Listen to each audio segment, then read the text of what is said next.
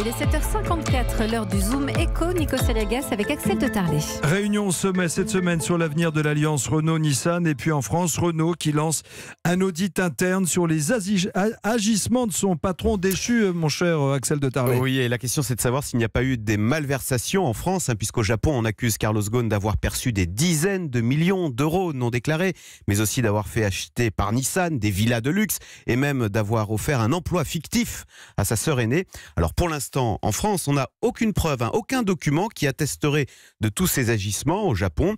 Mais la chute est rude. Voilà une semaine maintenant que Carlos Ghosn croupit dans une prison avec, dit-on, 3 bols de riz par jour.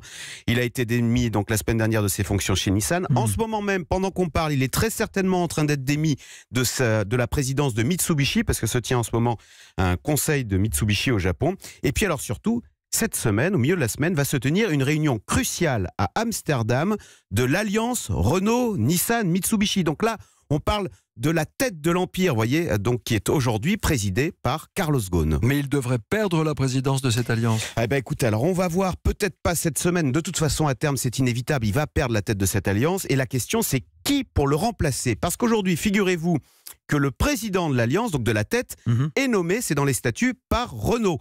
Et la question est là. Les Japonais vont-ils encore longtemps accepter cette domination française alors que sur le plan opérationnel, ils sont avec Mitsubishi 2 fois plus gros. Donc on voit bien le risque réel, c'est que les Français perdent le volant de cette alliance Renault-Nissan-Mitsubishi qui, rappelons-le, est le premier groupe automobile mondial. Évidemment, si le pouvoir part à Tokyo, ce ne sera pas neutre en termes de choix industriels, de choix des pays et de répartition des bénéfices.